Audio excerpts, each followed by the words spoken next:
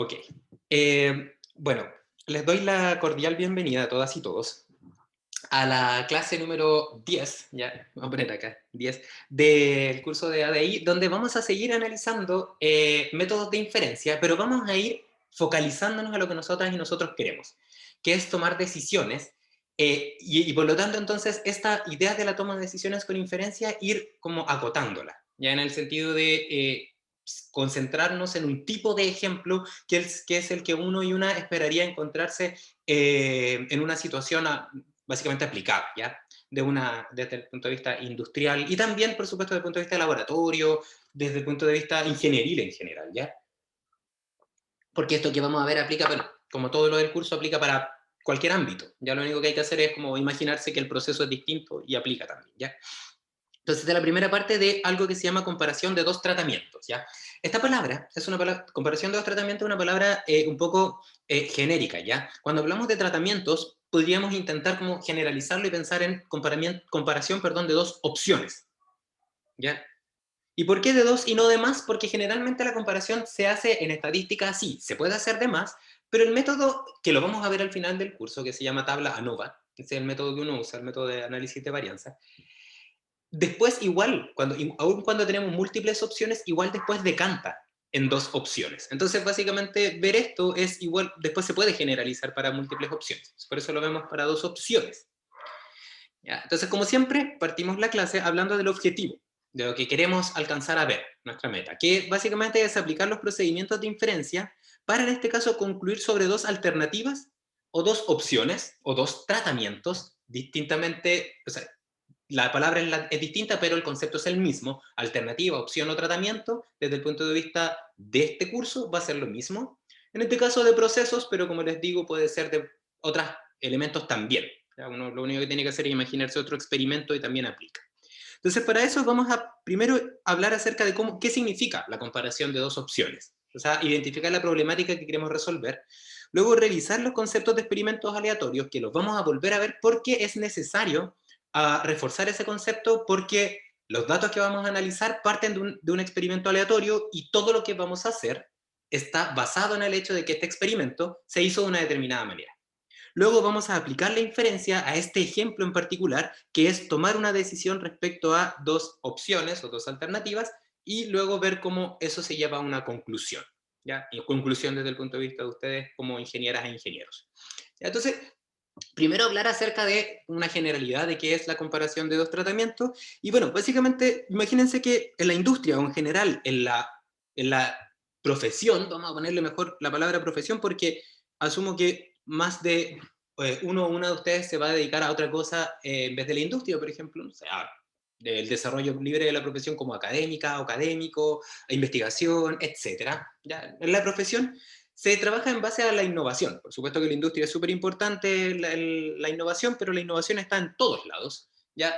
Y la idea entonces es proponer, ¿ya? Cuando habla de innovación, la idea que tenemos en mente es proponer nuevas alternativas frente a las tradicionales o también utilizar alternativas tradicionales desde otro punto de vista innovador, que la redundancia ayuda, para poder solucionar un problema. ¿Ya? Entonces, la idea entonces es que si nosotras y nosotros proponemos nuevas alternativas frente a las tradicionales, tenemos que tener herramientas que nos permita comparar estas tecnologías, el resultado de estas tecnologías, para decidir cuál es más conveniente, si la tradicional o la novedosa, por ejemplo.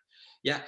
Y la idea entonces es aplicar estos conceptos que estamos viendo de estadística para solucionar ese problema. Si tenemos una innovación, si tenemos una nueva alternativa, si tenemos dos nuevas alternativas o si tenemos dos antiguas alternativas, la idea es que apliquemos las herramientas estadísticas para comparar los resultados que generan estas alternativas en un proceso. Entonces, para que se hagan una idea, esta imagen intenta reflejar eso. Imaginémonos, por ejemplo, que esta gráfica que ustedes ven abajo, en el eje X está representado el tiempo, una escala temporal, y en el eje Y está representada el beneficio económico, ambiental, cualquier tipo de beneficio, cualquier medida ya de un determinado proceso que básicamente dé cuenta de lo bien que lo estamos haciendo. ¿Ya? Entonces, imaginémonos que las líneas negras ¿ya?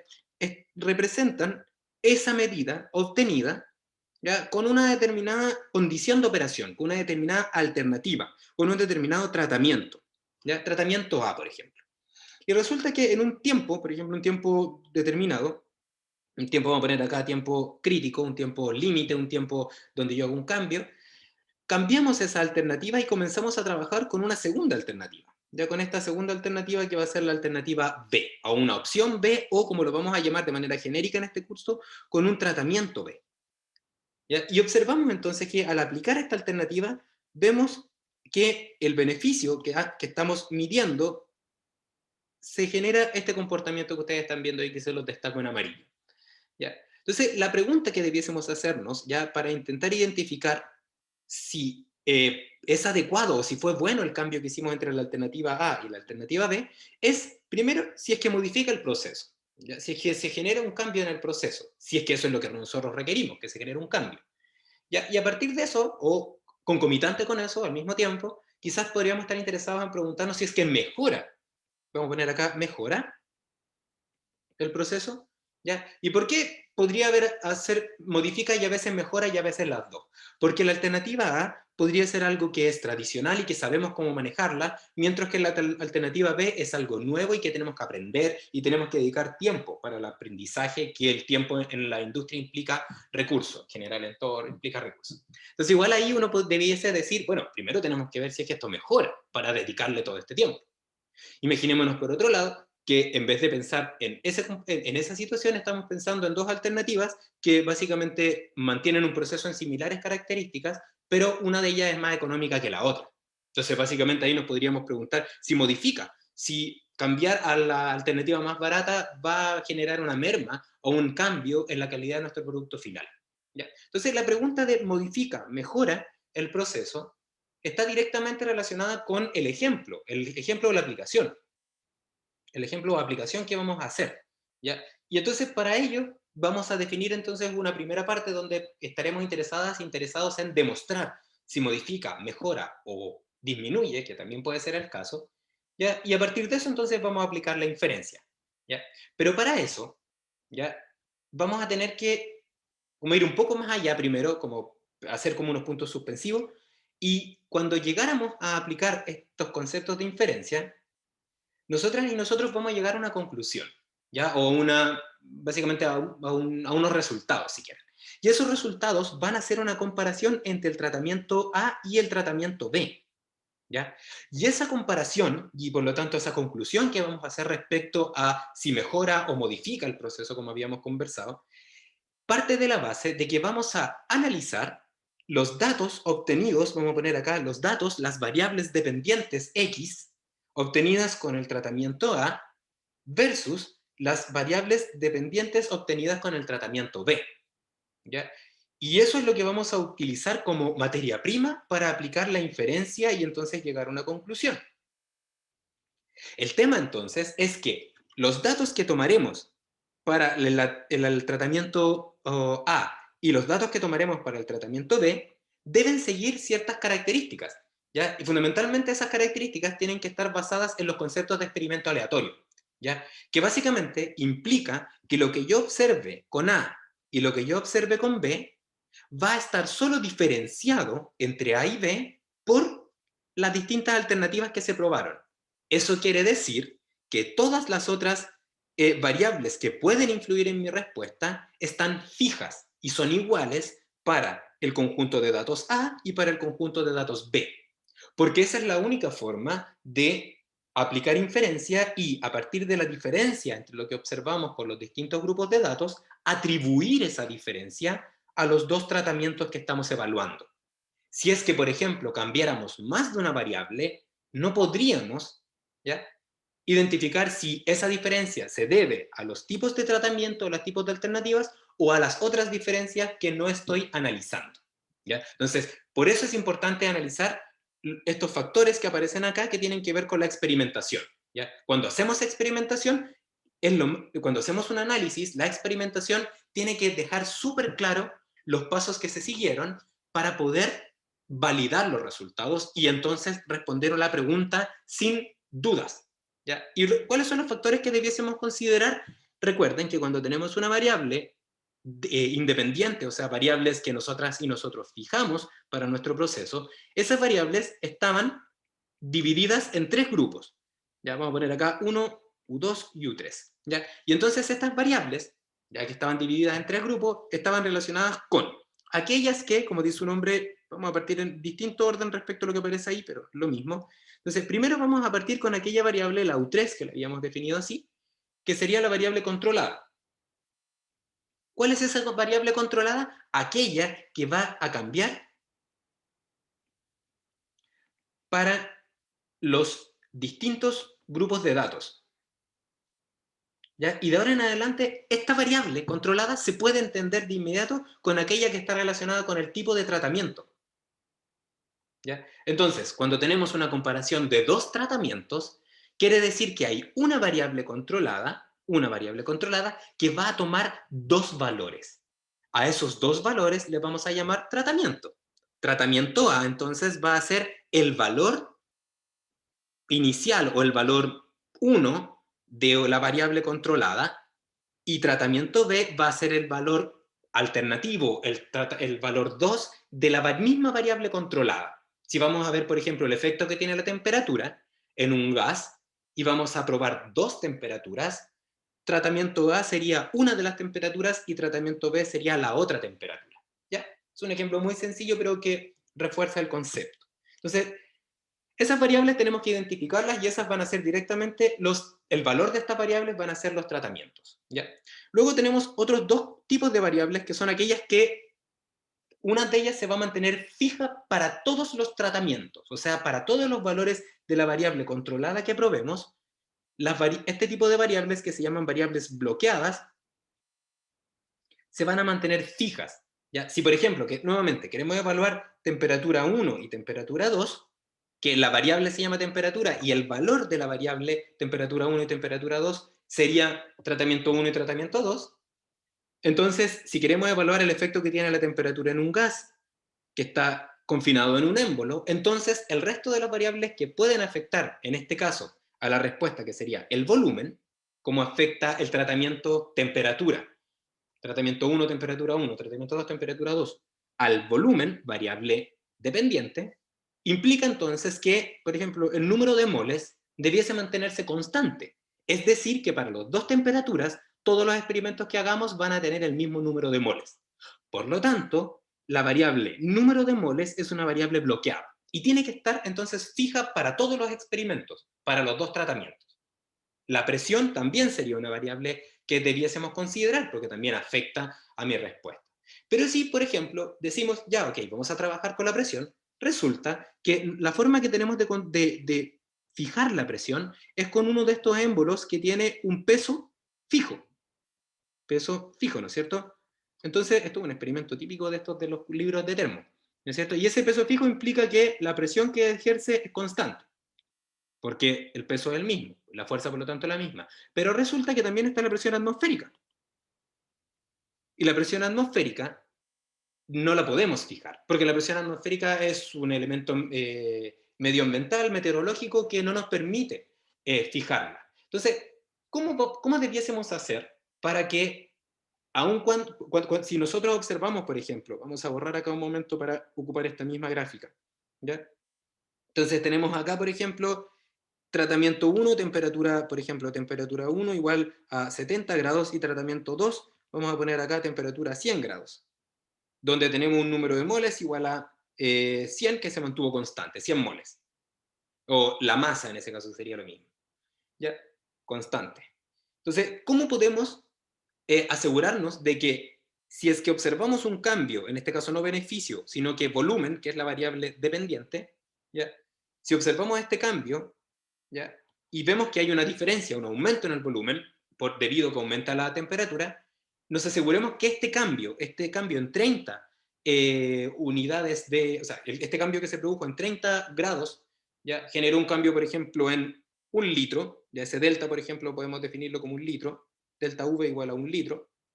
¿Cómo podemos asegurarnos de que este cambio de un litro es consecuencia de la temperatura? Entonces decimos, pero el número de moles se mantiene constante, así que básicamente eso no debiese haber afectado a mi respuesta. Y la termo me dice que esa es una de las variables que puede afectar. Fantástico. Entonces, bloqueamos la variable volumen número de moles, y por lo tanto sabemos que esta diferencia no es función del número de moles, porque observamos que ese cambio no se produjo cuando cambió el número de moles. Fantástico. Pero resulta que tenemos la presión. Entonces aquí aparece el tema porque no podemos fijar la presión. Entonces, ¿qué debiésemos hacer para asegurarnos de que este cambio en un litro sea consecuencia de la temperatura y no sea consecuencia de un cambio en la presión? Entonces, si la presión no la podemos controlar, tendríamos que asegurarnos que las mismas presiones, ¿ya? Porque es una variable que va a ir cambiando en el tiempo, entonces las mismas entre comillas, presiones aparezcan en la temperatura 1 y las mismas con comillas, presiones en la temperatura 2. ¿Ya? Vamos a poner acá mejor para que se vea un poco mejor. Las mismas presiones para la temperatura 2. ¿Por qué lo pongo entre comillas? Mismas presiones. Presiones, voy a poner acá. Entonces son las mismas presiones para ambos tratamientos. ¿Ya? Entonces, aparece un problema porque efectivamente yo tengo que fijar la misma presión para ambos lados, pero no la puedo bloquear la variable. Entonces, para asegurarnos que sean las mismas, entre comillas, lo que tenemos que hacer es, si es una variable que va cambiando, ya, y nosotras y nosotros no la podemos controlar, lo que debiésemos hacer es realizar experimentos, o los experimentos que realicemos, debiésemos realizarlos de tal manera de que la presión pueda tomar cualquier valor. ¿Ya? Entonces nosotras y nosotros podríamos decir, ok, ¿qué pasa con la presión? ¿Cómo cambia la presión? Y podríamos hacer un estudio, por ejemplo, y decir que la presión cambia en función de, no sé, el día. Para distintos días voy a tener distintas presiones y también la hora. Entonces, si cambia, por ejemplo, en el día y en la hora, entonces lo que tendríamos que hacer es, si planificamos un número de experimentos de 20, por ejemplo, si decimos 20 experimentos para el tratamiento 1 y 20 experimentos para el tratamiento 2, entonces tendríamos que asegurarnos que estos experimentos, los 20 del tratamiento 1 y los 20 del tratamiento 2, tuviesen la misma posibilidad de que les tocara una presión alta, una media y una baja. ¿Ya? Entonces, cada una de estas corridas experimentales que se llaman, que son 20 y 20, debiesen planificarse de tal manera de que la presión que le toque cuando hacemos el experimento podría ser alta, media o baja, independientemente de otros efectos que podríamos incluir. Entonces, ¿eso qué implica? Que como la presión cambia con el día y en la hora, yo lo que podría hacer es aleatorizar el día y la hora de cada una de estas 20 corridas experimentales y de cada una de esas otras 20 corridas experimentales. Entonces, cuando yo aleatorizo el día y la hora, lo que estoy haciendo es aleatorizar el valor de la presión que va a estar gobernando el proceso de expansión volumétrica en mi sistema. Y eso entonces, ¿qué implica? Que para la temperatura 1 y la temperatura 2 debiese tocarle algunos corridas experimentales con presión alta, otras con presión baja y otras con presión media. Y entonces lo que observaríamos es que si bien la presión no se mantiene fija, ¿ya? Vamos a poner acá, consecuencia de la temperatura, si bien la presión no se mantiene fija, ¿ya? Por lo tanto la presión también afecta, la presión afecta igual en ambos experimentos. ¿Ya? Y como afecta igual en tantos experimentos, en todos los experimentos, entonces podemos decir que el cambio que estamos observando no debiese ser función de la presión, porque la presión cambió de la misma, entre comillas, manera en ambos experimentos. Y eso se llama aleatorización. Ese es el concepto de aleatorización. ¿Ya? Entonces, este tercer tipo de variables se llaman aleatorizadas, aleatorias, y básicamente dan cuenta de aquellas variables que pueden afectar a mi respuesta y que nosotras y nosotros no podemos fijar. Entonces, cuando no las podemos fijar, las aleatorizamos. ¿Cómo se aleatoriza? Se identifica cómo cambia la variable, cómo puede cambiar la variable, y entonces se distribuyen los experimentos de tal manera de que a cada una de estas corridas experimentales, las 20 y las 20, independientemente del tratamiento, temperatura 1, temperatura 2, le puede tocar cualquier condición de esa variable. Y para eso entonces se aleatoriza. ¿Cómo se aleatoriza? Con un dado, con una moneda, con la función de Excel que se llama número aleatorio. Muchos ejemplos, ¿ya? Y de hecho, vamos a ver ahora mismo uno, de hecho, que tiene que ver con este ejemplo que está acá, ¿ya? Entonces, si tienen dudas con lo de la aleatorización, pregúntenme, ¿ya? Porque esto es súper importante, ¿ya? Yo les voy a poner un ejemplo ahora para que se entienda la idea, ¿ya? Entonces, el ejemplo que yo les voy a dar, ya para entender un poco más el concepto, se trata de considerar los datos que ustedes están viendo acá, ya que consisten en datos obtenidos a partir del rendimiento de una reacción. Ya, imagínense que tiene una reacción del tipo A más B para dar C, ya, la cual requiere, para que ocurra la reacción, un catalizador K, ¿ya? Un tipo de catalizador determinado. ¿Ya? Entonces, básicamente, imagínense que hemos trabajado continuamente con una marca que es la marca A, o sea, estamos trabajando con un catalizador A. ¿Ya? Y entonces tenemos para esta reacción un determinado rendimiento. ¿Qué significa rendimiento? Por ejemplo, la cantidad de C que producimos con una determinada masa, por ejemplo, de A. O una masa de A más masa de B, por ejemplo. Podría ser. O sea, el porcentaje de cambio, ¿ya? La cantidad en términos porcentuales, en términos tanto por uno, de masa que se transformó de producto a materia prima. O sea, perdón, de materia prima a producto, ahí sí. ¿Ya? Entonces, básicamente, si tuviésemos un buen rendimiento, un rendimiento de un 100%, implicaría que toda la masa de A y B se transformó en C. Y ahí, por ejemplo, un 90% de rendimiento, un 89,7, implica que si aquí entraron 50 y 50 kilogramos, por ejemplo, o moles, ¿ya? O mejor kilogramos, vamos a poner acá kilogramos y kilogramos, ya en relación, por ejemplo, imagínense que tienen el mismo peso molecular para que sea la relación 1 a 1.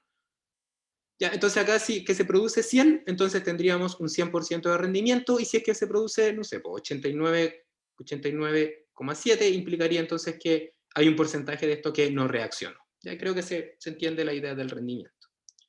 Entonces, esta reacción química ocurre ya en un determinado recipiente, etc. Y el asunto es que aparece una oportunidad, ustedes como dentro del sistema, dentro del departamento de innovación, de trabajar con otro catalizador B, el cual se ha identificado, ya de acuerdo al proveedor que nos ayuda a identificar esta nueva alternativa, ya, que entrega resultados muy similares, ya, o sea que vamos a mantener las características de nuestro proceso, pero que resulta ser más barato que la alternativa actual, un 10% más barato. ¿Ya? Pero sabemos que el catalizador es, o los catalizadores si quieren, es fotosensible. Tenemos ese dato adicional. ¿Ya? Entonces, nos preguntan, o la problemática aparecería y diríamos, bueno, ¿con cuál nos quedamos? ¿Seguimos trabajando con el catalizador actual o nos cambiamos a este nuevo proveedor? ¿Ya? Entonces, para eso, por supuesto, no nos debiésemos quedar solamente con lo que nos dice el comercial o la comercial que nos está ayudando, sino que tendríamos que pedir, por ejemplo, una muestra y hacer experimentos. Generalmente se hace eso. Uno dice, ya, ok, pero dame una muestra para yo evaluar que lo que tú me estás diciendo es cierto. Entonces la persona nos dice, ok, yo te voy a pasar un frasco de catalizador B, y entonces tú vas a evaluar en tu proceso si es que realmente lo que yo te digo es cierto. O sea que no cambia tu proceso y yo te ofrezco un 10% de descuento. Entonces, básicamente hacemos nuestros experimentos. Y nuestros experimentos, por ejemplo, consisten en un determinado recipiente, ¿no es cierto?, agregar una cantidad de A, una cantidad de B, entonces agitar, por ejemplo, y entonces dejar un tiempo, un batch, por ejemplo, un tiempo de batch, y entonces finalmente tener un producto después de un determinado tiempo, en el cual ocurrió una determinada reacción, y entonces cambió, por ejemplo, de color, donde acá está el puesto C, y esto se mide. Y eso va a ser nuestra como idea de experimento. Pero resulta que esa sería la forma de cómo experimentamos, y entonces la idea sería que esto se mantuviese constante. ¿Ya? ¿Por qué? Porque sabemos que quizás el tipo de agitador, ¿ya? El agitador que vamos a usar es relevante para los resultados finales, porque sabemos que la reacción química está directamente relacionada con la probabilidad de que las moléculas se encuentren, por lo tanto, la agitación va a ser una de las posibles variables que podría afectar a mi resultado final. ¿Sí? También podríamos pensar en la temperatura, porque la temperatura efectivamente también va a hacer que cambie el movimiento de las moléculas y por lo tanto podría afectar también mi rendimiento de la reacción. Eso quiere decir entonces que el mismo agitador, la misma temperatura, debiese aplicarse para los experimentos, independientemente si los hago con un catalizador o con el otro. Son variables bloqueadas entonces. ¿Ya? Cuando medimos, ¿ya? Cuando vamos a medir, debiésemos utilizar un procedimiento. Y ese procedimiento, para medir la cantidad de C, debiese ser el mismo, igual para todos los experimentos, independientemente si estamos midiendo, si estamos usando el catalizador A o catalizador B. Eso quiere decir entonces que todo el protocolo de medición, por ejemplo, el laboratorio que vamos a usar para medir, o el equipo, o el técnico o la técnica asociada o técnica asociado a la medición, va a ser constante e igual para todos los experimentos que voy a hacer, independientemente si los hago con el catalizador A o con el catalizador B. ¿Ya? Entonces, imaginémonos que el tiempo batch, ¿ya? Es el tiempo batch de 30 minutos. ¿Ya? Y entonces lo que hacemos es decir, ok, tengo una cantidad de catalizador que me permite hacer, en este caso, por ejemplo, 1, 2, 3, 4, 5, 6, 7, 8, 9, 10. 10 ensayos. Entonces digo, ok, como esto es un experimento y voy a comparar, voy a hacer 10 ensayos con el catalizador B y voy a compararlo con 10 ensayos del catalizador A. ¿Ya? Entonces, vamos a hacer los experimentos y cuando vamos a hacer los experimentos observamos que la persona, ¿ya? Que va a hacer los experimentos, que va entonces a ingresar la cantidad de B y la cantidad de A, va a generar de alguna manera algún tipo de modificación, o podría generar algún tipo de modificación, o tiene un error experimental mejor en cómo aplica los componentes A y B. Porque cada uno de nosotras y nosotros tenemos distintos errores asociados a nuestra forma de experimentar. Por muy, eh, por mucha experiencia que tenga la persona que experimenta, igual va a haber un error. Entonces, como ese error podría afectar a mis resultados, la idea entonces es que esta persona también sea la misma. Entonces le vamos a decir a esta persona que va a hacer los 20 experimentos esa misma persona. Y de esa forma entonces vamos a bloquear también la variable, en este caso experimentador. Entonces, con esto lo que estamos haciendo es identificar cómo podría modificarse el rendimiento, aparte de el efecto que podría tener la variable controlada tipo de catalizador, ¿ya?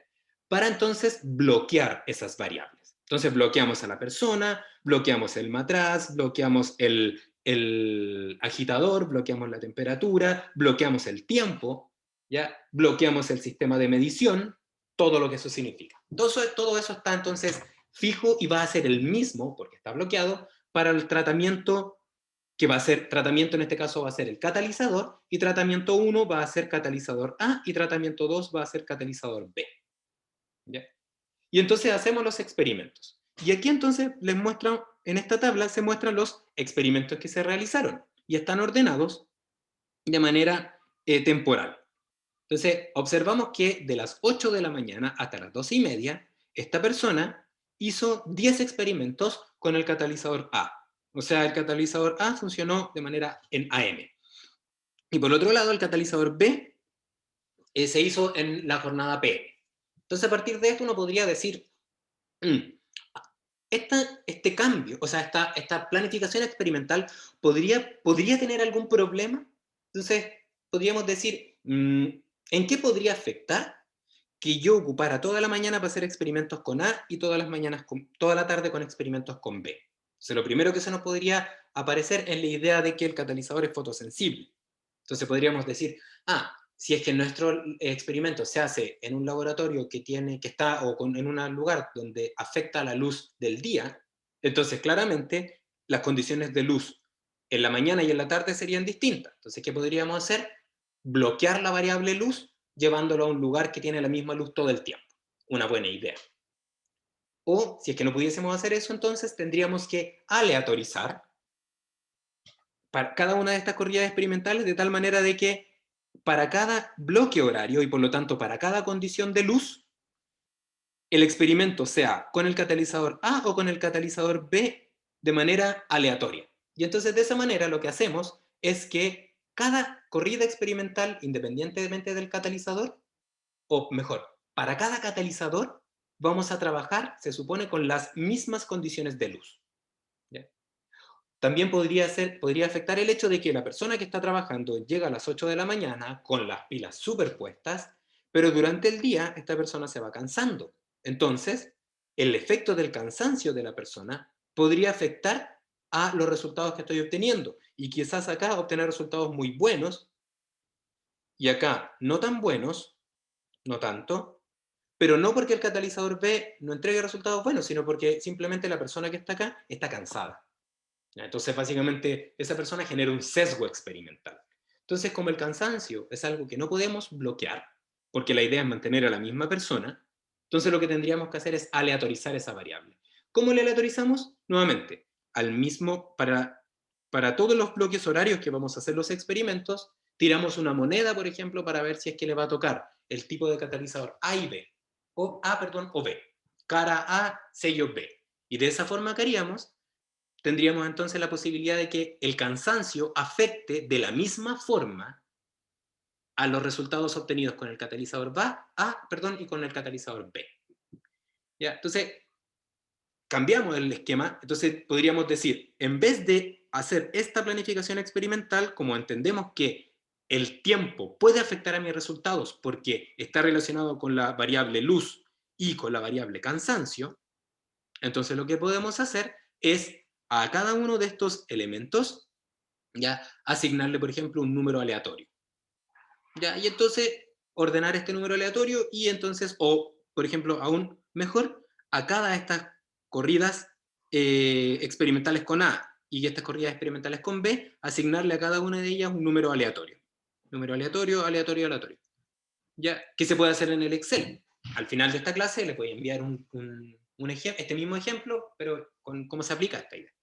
Y entonces luego ordenar el número aleatorio de menor a mayor, y entonces ese orden de menor a mayor, luego asignarlo a un orden temporal correlativo, que por ejemplo es lo que hacemos acá. Que tenemos entonces un número aleatorio para cada corrida experimental que voy a realizar, un orden de menor a mayor, y acá entonces aparece ordenado de menor a mayor, donde observan que ahora para cada tiempo ya aparecen entonces, en la mañana aparecen 3 corridas experimentales con B, luego A, B, B, A, y así, y luego por la tarde lo mismo. ¿Ya? Entonces, esta aleatorización lo que hace es que le da la posibilidad tanto al catalizador A y al catalizador B de que sean hechos los experimentos con niveles de cansancio similares, a veces muy altos, a veces muy bajos, a veces medios. Entonces, de esa forma el cansancio afecta de la misma manera. ¿Ya? Y estos son ahora los resultados que obtenemos, los cuales son aleatorizados, o sea que las variables que no se pueden controlar, pero que afectan a mi respuesta han sido aleatorizadas, aquellas variables que están bloqueadas, aquellas variables independientes que afectan y que puedo bloquearlas, he bloqueado, y entonces tengo estas variables controladas solamente, que sería en este caso el catalizador, el cual tiene dos tratamientos, catalizador A y catalizador B. Existen otros efectos que también pueden generar sesgo experimental. Por ejemplo, yo les nombro uno que dice el efecto Hawthorne, que básicamente consiste en la predisposición que tienen las personas que participan en experimentos de hacer las cosas de una manera más prolijas o distintas, mejor, de cómo las harían en el día a día. ¿Ya? Entonces, eso es un efecto también. Y entonces, por ejemplo, una persona que sabe que está trabajando para con un determinado experimento, podría generar una modificación a los experimentos realizados producto de saber de que estamos en unos experimentos en los cuales tenemos la posibilidad de cambiar un catalizador. Entonces imagínense que esta persona que está acá es una persona que es un trabajador de toda la vida que sabe trabajar con un tipo de tratamiento. Entonces, si esa persona sabe que vamos a cambiar el tipo de tratamiento, podría generar un sesgo intencional asociado al hecho de que no quiero cambiar el tratamiento. O, por ejemplo, al revés, que de manera intencional generar un sesgo porque está siendo parte de un estudio que implica cambiar una tecnología. Entonces podría, por ejemplo, decir, me interesa mucho cambiar la tecnología, por lo tanto voy a ser muy prolijo para la nueva tecnología. Entonces, para evitar todo eso, lo que uno hace es conducir un experimento que no tenga asociado esa variable o que la pueda eliminar esa variable. Y para eso, por ejemplo, esta persona no necesariamente tiene que saber todo lo que se va a hacer en el experimento. Por ejemplo, él podría recibir simplemente frascos, ya con un tipo de catalizador, pero no identificado qué tipo de catalizador. Por ejemplo, 20 frascos, los cuales yo tengo ordenados en una planilla Excel de mi propiedad, que esta persona no ha visto, donde los frascos que están ordenados en un orden, no sé, de 1 a 20, no dicen qué tipo de catalizador es, pero que yo lo tengo identificado. Entonces, de esa forma podría bloquear ese efecto y esta persona no sabría qué tipo de catalizador está agregando. ¿Ya? Entonces, básicamente todo lo que yo les cuento acá es porque es clave identificar todo esto antes de realizar el experimento, porque de lo contrario, los resultados que llegáramos a obtener no necesariamente van a representar la respuesta a mi pregunta. Entonces, con todo esto listo, entonces el experimento está bien planificado y bien realizado, por lo tanto, podemos pasar a la siguiente etapa. Y la siguiente etapa es analizar. ¿Ya? Y el análisis se basa fundamentalmente en tomar los datos, ¿ya? Y aplicar entonces inferencia. Y para aplicar la inferencia lo que hay que hacer es, y luego que aplicamos inferencia, comparar y concluir. Y concluir. Entonces, para tal efecto, vamos primero a hacer un análisis, y ese análisis casi siempre debiese partir con una representación gráfica de los datos. ¿Por qué?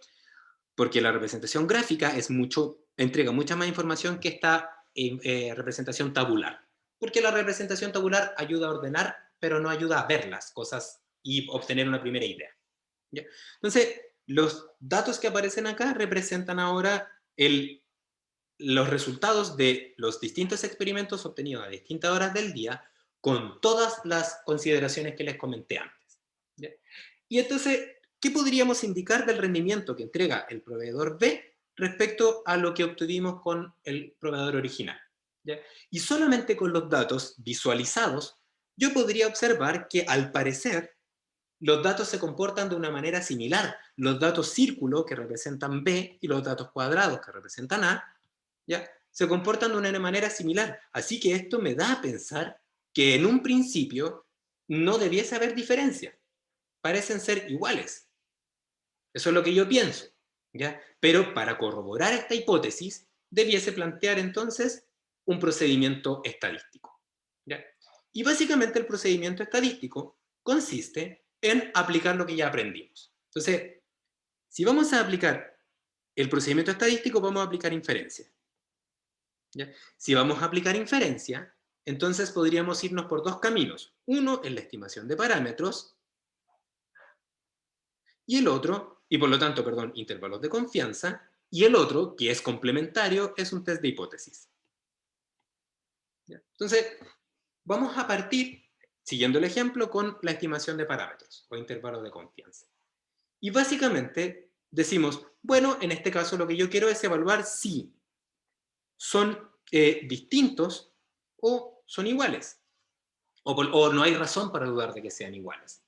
Entonces, si quiero identificar esta condición, ¿ya? Que es básicamente lo que me entrega el problema, entonces podría pensar en evaluar el intervalo de confianza de la media poblacional del tratamiento A y del tratamiento B, y luego compararlos entre ellos. ¿Ya? Y como estamos interesados e interesadas en evaluar si es que el valor que tiene este media poblacional es distinta o no se puede dudar de que sea igual, debiésemos entonces usar un intervalo de confianza de dos lados, porque queremos identificar el valor, no si es más chico que algo o más grande que algo. Queremos identificar el valor. Entonces tendríamos que aplicar el intervalo de confianza de dos lados y nos acordaríamos, ¿ya?, que el intervalo de confianza de dos lados para cualquier valor, para cualquier grupo de datos, ya sea con A o con B, sería igual. Así, ¿no es cierto? Los datos obtenidos promedio más menos el t de 1 menos alfa medio, grado de libertad, por eso de x partido por raíz de n. Ya, voy a moverlo un poquitito porque no me quedo muy al lado. Ahí, todos lados. Ya, entonces básicamente tendríamos que aplicar este concepto de inferencia estadística. Voy a sacar este para que, ahí sí, coma grados de libertad por s de x partido por raíz de n. ¿Ya? Entonces, ahora, lo único que va a cambiar para esta primera parte es que vamos a identificar entonces que tenemos dos conjuntos de datos. Un conjunto de datos obtenido con un catalizador A y el otro B. Entonces lo único que vamos a hacer de distinto para esta parte es que vamos a decir que vamos a tener dos intervalos de confianza de dos lados. Uno para el grupo A y otro para el grupo B. Eso quiere decir entonces que acá voy a obtener un con A y otros con B. Voy a obtener entonces uno con A y uno con B, y voy a obtener uno con A y uno con B. Y entonces voy a obtener dos intervalos de confianza. ¿Ya? En este caso de dos lados. ¿Ya? Entonces, lo haríamos de esa forma y básicamente de los datos experimentales, de tabla y todas esas cosas que ya hemos visto en la parte de estadística descriptiva, debiésemos entonces enfocarnos en sacar el promedio y la desviación estándar. Primero. Y ahí están los valores. Aquí está el promedio y la desviación estándar de los datos. Y con eso entonces construiríamos nuestros intervalos de confianza. ¿Ya? Entonces, ¿cómo lo haríamos? ¿No es cierto? Identificando el valor más representativo de las dos poblaciones, como tenemos todo, diríamos, mu x para el tratamiento A va a ser igual a 84,2, por ejemplo, el primer promedio, ¿ya?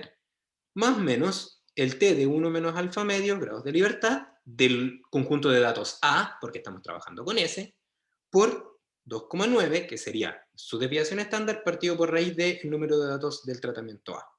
¿Ya? Que para efectos de este problema sería 10 datos, por lo tanto los grados de libertad serían 9. Y lo mismo haríamos para B, donde lo que cambiaría sería, en vez de 84,2 sería 85,5, y en vez de 2,9 sería 3,7, y en este caso tiene los mismos grados de libertad y tiene el mismo número de datos. ¿Ya? Así que básicamente aplica lo mismo.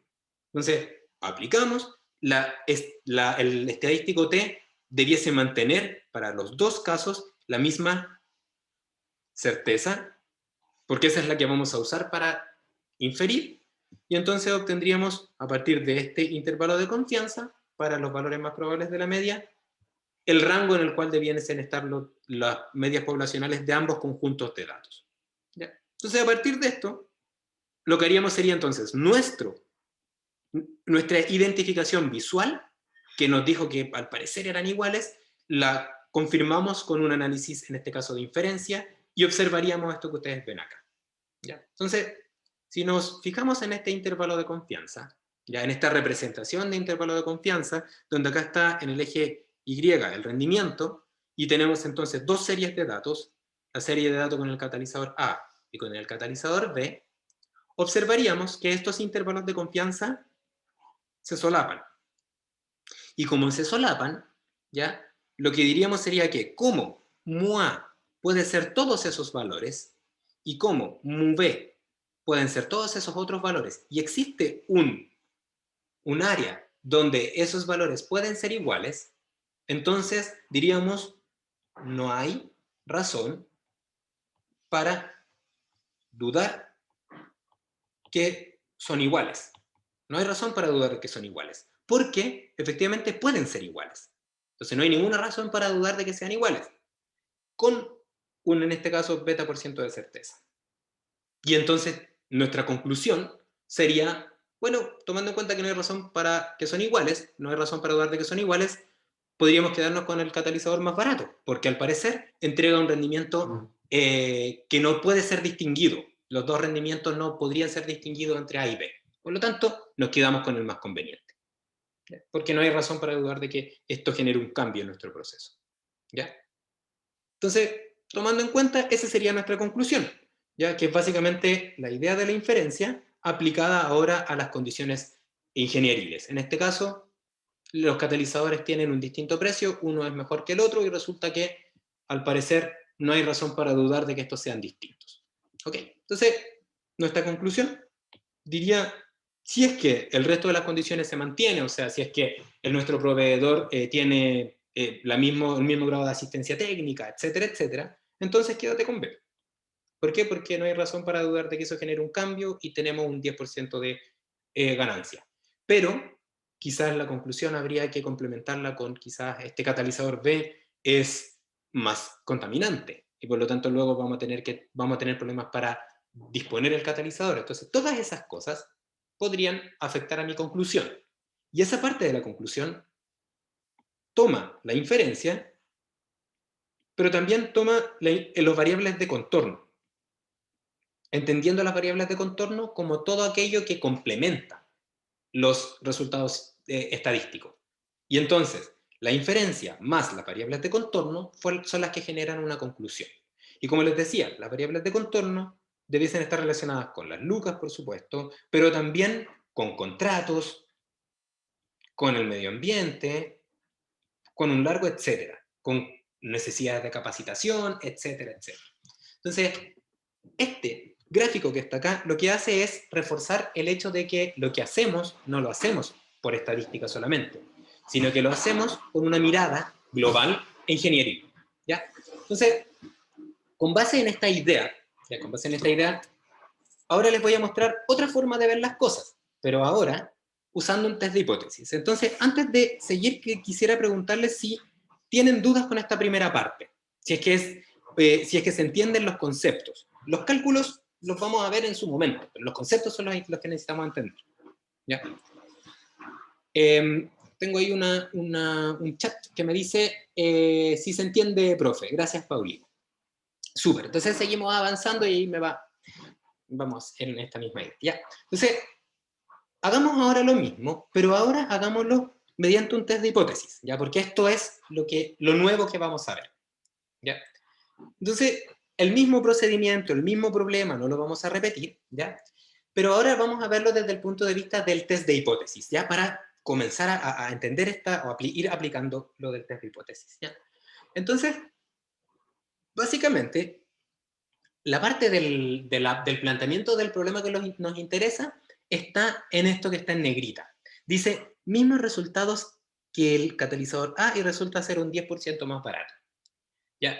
Entonces, nuestra hipótesis alternativa, ¿ya? Debiese ser, recuerden que con la hipótesis alternativa es la que nos permitiría concluir, debiese ser aquella que dijera que no tenemos los mismos resultados, ¿ya?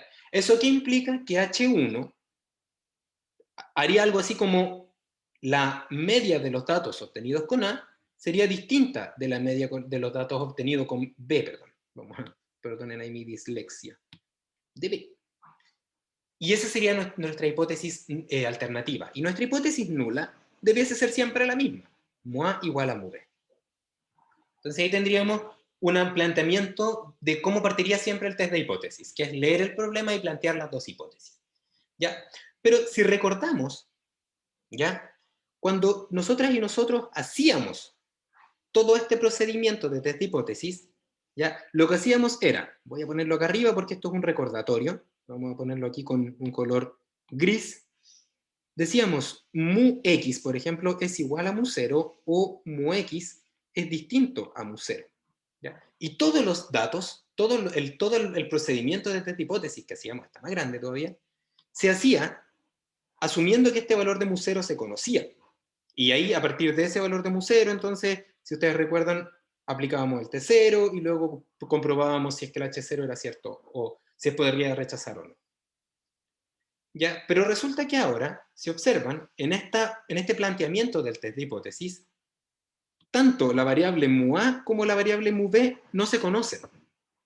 ¿Ya? Entonces, no podemos llegar y aplicar el test de hipótesis directamente, porque en este caso, tanto lo que está a la izquierda como lo que está a la derecha no se conoce.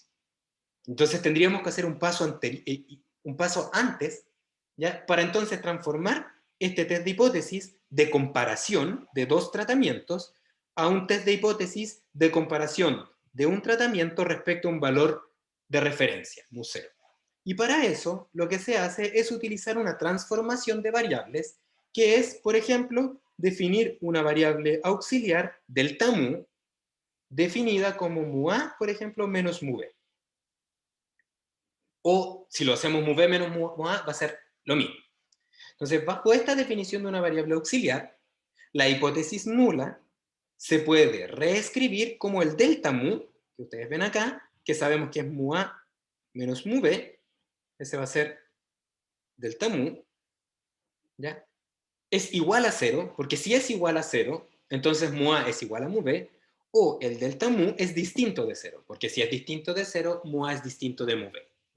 Y ahora, fíjense que estamos en una situación similar al caso del test de hipótesis, porque esto que está acá, delta mu, es lo que queremos, es lo que queremos inferir, y este cero que está acá sería nuestro equivalente al mu cero, que es un valor conocido.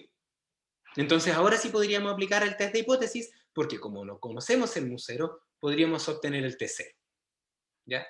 Porque conocemos el valor contra el cual nos queremos comparar. Y recuerden que el t cero solamente para que no se les olvide, vamos a poner acá el mu cero, o sea, el t cero se escribía como el promedio menos el mu cero partido por el s de x partido por raíz de n. Entonces, necesitábamos hacer esto porque de esa forma este valor de referencia es conocido. Entonces ahora ese valor de referencia es 0 para este caso. ¿Ya? Entonces lo que tenemos que hacer ahora es ingeniárnosla para identificar cómo este delta mu se transforma en lo que se necesita para calcular el T0. O sea, cómo el delta mu, o cómo la definición del delta mu, aplica para entonces reemplazar acá un promedio y acá reemplazar una desviación estándar. Pero ahora de un delta, de una diferencia. ¿Ya? Y entonces el test de hipótesis que plantearíamos sería este que está en rojo que ustedes ven acá, ¿ya? Que está asociado ahora a esta variable auxiliar. ¿Ya? Entonces, si hacemos esta retrospectiva, si nos devolvemos, decíamos, ya tenemos ahora el test de hipótesis que está en condiciones. Entonces, imaginémonos o hagamos un flashback y acordémonos qué pasaba cuando estábamos trabajando con un test de hipótesis de un solo tratamiento respecto a un valor. Entonces, lo que hacíamos era inferir con la distribución t y usábamos entonces el equivalente muestral de mu, que es el promedio, porque es lo que tenemos, y ocupábamos su desviación estándar. ¿Ya? Entonces, x queríamos inferir con respecto a su valor mu, y por lo tanto usábamos entonces el estimador muestral más representativo que correspondía al x promedio, y requeríamos usar entonces su desviación estándar que corresponde al s de x partido por raíz de n. ¿Ya?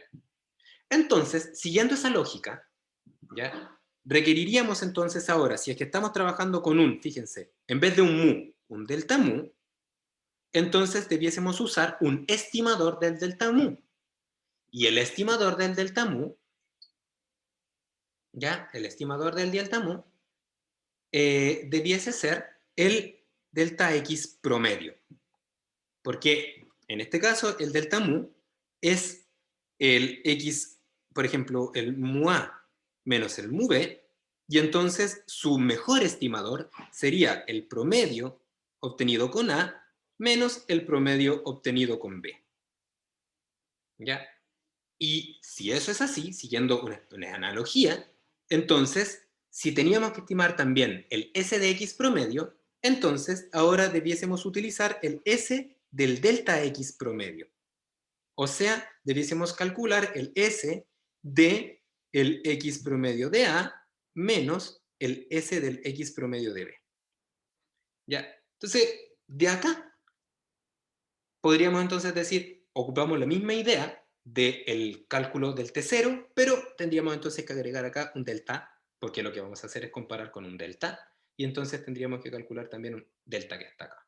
Y entonces, si tenemos todo esto, podríamos entonces aplicar los mismos conceptos de inferencia aprendidos anteriormente. ¿Ya?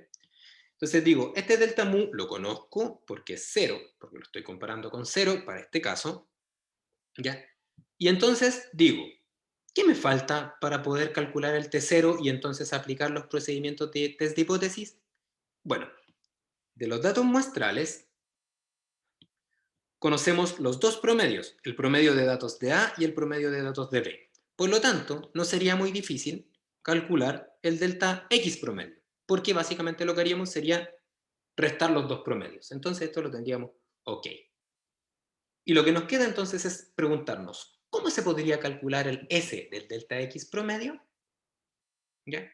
Que es básicamente esto que ustedes están viendo acá. ¿Cómo se obtendría el delta X promedio?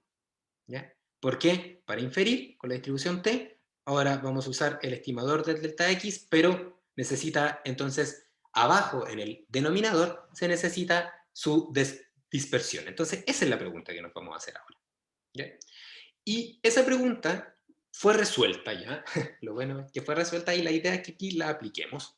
¿Ya? Entonces, este S de delta X promedio ya va a ser una ecuación que represente o que congregue, que permita tomar la información del grupo de datos A con la información del grupo de datos B. ¿Ya? O sea, es una ecuación que va a tomar el S de X de A y el S de X de B. Y eso lo va a mezclar y va a salir un S de delta X. Y esa ecuación está más o menos lista, ya está bien estudiada y eso. ¿Ya? Entonces se parte del hecho de que el delta X promedio se define como la resta de dos promedios. ¿Ya? Así se define.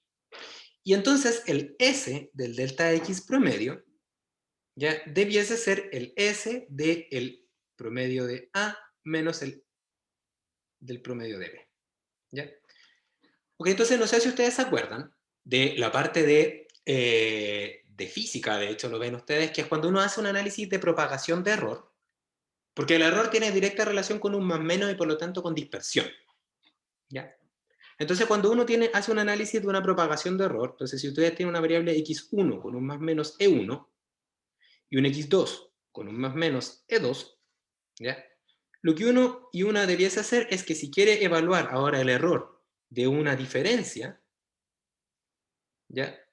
Que este sería un delta X, ¿ya? Entonces, el más menos que tendríamos sería la suma del error 1 más la suma del error 2. Esa sería una forma esa es la forma de propagar el error cuando tenemos una resta, ¿ya? Y claro, acá se sigue la misma lógica en el sentido de que se consideran las dos dispersiones y se suman, de hecho, pero se suman de manera ponderada. ¿Por qué se suman de manera ponderada? Porque cada una de estas, en vez de errores SX1 y SX2, se puede haber obtenido con un número de datos distinto, N1 y N2. ¿Ya? Entonces, si es que tenemos la fortuna de haber hecho muchos experimentos con una variable y no tantos con otro, debiésemos darle más peso a aquel cálculo de la desviación estándar que se obtuvo con más datos. ¿Ya? Entonces, para eso, lo que hacemos es calcular esto como la suma del S de X de A más la suma del S de X de B. Pero es una suma ponderada. ¿Ya? ¿Y cómo se ponderan las desviaciones estándar o las dispersiones? Realmente se ponderan, pero no se ponderan los S, sino que se ponderan los S cuadrados. Eso es lo que se pondera. ¿Ya? Y se pondera por el número de datos contra el cual, con respecto al cual se obtuvo la información. Entonces, el número de datos ya multiplicaría ya a este conjunto a esta desviación estándar con un grupo de datos y el otro que está ahí. Y de hecho, en vez de ponderar por n número de datos, se pondera por sus grados de libertad. Entonces uno pone acá nu sub a y nu sub b.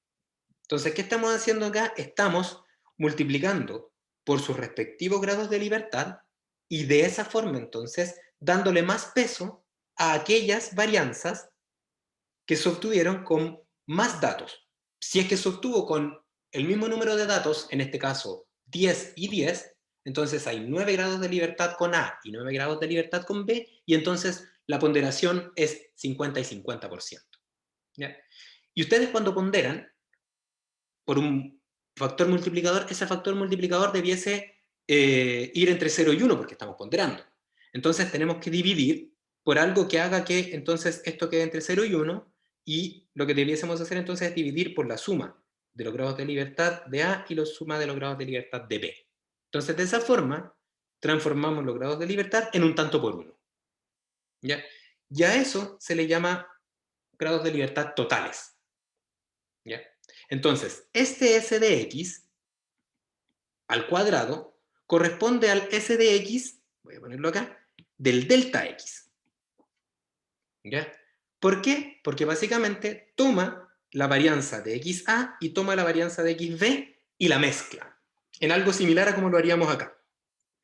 Entonces, este es el primer paso. Esta suma ponderada es el primer paso que nos permite hacer una primera estimación del S del delta X, pero no del delta X promedio, del delta X. ¿Ya? Y a eso ustedes lo pueden ver en este en esta ecuación como S cuadrado agregado, que se llama. Pero tenemos en mente que eso corresponde al S cuadrado del delta X. ¿Ya? Y lo que nosotras y nosotros queremos no ese es el delta X, ese es el delta X promedio. ¿Ya? Entonces, si ustedes recuerdan, voy a poner acá puntitos, cuando tenía un S de X, si lo dividía por raíz de n, obtenía un S de X promedio. ¿Ya?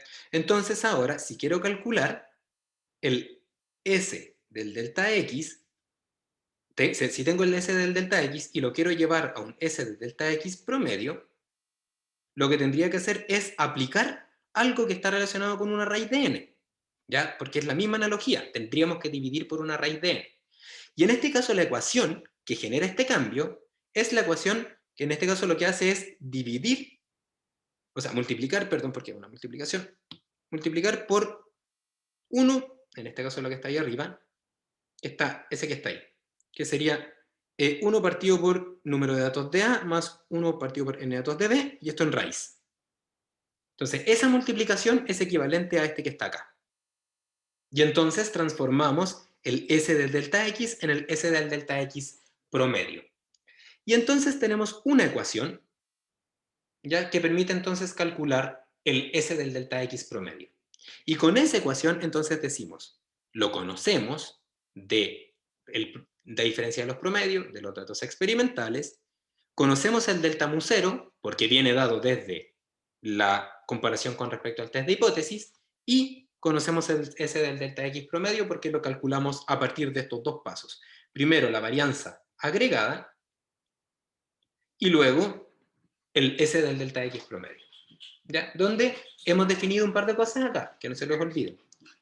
Nu T, que corresponde a los grados de libertad totales, que es la suma de los dos grados de libertad, con A y B. Y entonces, con eso en mente, ya reemplazaríamos, en este caso, por ejemplo, la resta de los promedios me da menos 1.3%, y con estos pasos que aparecen acá, calcularíamos primero el S, la varianza agregada, y luego la transformamos en un S del delta X. Y entonces con esto calculamos el T0. Y como teníamos un test de hipótesis de dos lados, entonces nos vamos a preguntar si pertenece al más o menos T crítico. Ya que es T de 1 menos alfa medio, grados de libertad. Y en este caso los grados de libertad serían grados de libertad totales. ¿Ya? Entonces, con eso en mente, y si me permiten, como para terminar el ejemplo, porque con esto vamos a terminar, ya, con esto en mente, calcularíamos el test de hipótesis y compararíamos este valor, ya que lo único que cambia respecto a lo que vimos antes es que tenemos que hacer un paso intermedio que es calcular este S de delta X promedio. Ya, nada más. El resto es igual. Entonces tendríamos que aplicar esto y compararlo con el más menos T crítico. Y eso lo calcularíamos entonces con el T crítico, que sería T de 1 menos alfa medios, grados de libertad totales. ¿Cuáles son los grados de libertad totales? En este caso, los grados de libertad de A más los de B, que en este caso serían 9 más 9, o sea, 18 grados de libertad. Y nos iríamos al Excel y calcularíamos entonces. Y entonces nos preguntaríamos si es que cae o no dentro de ese intervalo y concluimos. En este caso, por ejemplo, el intervalo es más o menos 2,1 y el T0 es menos 0.88, por lo tanto, no podemos dudar de H0. Por lo tanto, no podemos dudar de que mu A sea igual a mu B, por lo tanto, lo mismo que hicimos antes. ¿Ya? Entonces, todo lo que aplicamos antes se puede aplicar acá. Lo único que hay que tener en mente, en consideración, son la definición de los grados de libertad totales, primera cosa, y segunda cosa, el cálculo del S delta X, que está acá un ejemplo, y ese ejemplo siempre lo vamos a aplicar. ¿Ya? El resto es lo mismo. ¿Ya? Entonces, con esto, ya hemos visto cómo aplicar el test de hipótesis para la diferencia de medias, para comparar dos tratamientos, y el resto de los test de hipótesis se ve igual. ¿Ya? La única diferencia es que es de un solo lado. ¿Ya? Se me pasé un par de minutos, perdonen, por eso no lo volveré a repetir. ¿Ya? Quería preguntarles si, con esto terminamos, quería preguntarles si les queda, bueno, les queda más o menos la idea, porque después vamos a hacer ejemplos, sobre todo las ayudantías, pero si tienen dudas que quieran a plantearlas rápidamente, o si después con tiempo me las quieren hacer, no hay problema. ¿No? Bueno, les dejo entonces la inquietud de que lo puedan revisar esto para entender cómo funciona. Les doy las gracias por su atención y su participación y nos vemos el próximo viernes. Ya que estén muy bien. Chao, profe, que esté Chao, bien. chao. Que les vaya bien. Chao, profe, Chao, gracias. chao. Adiós. Chao, Paulina.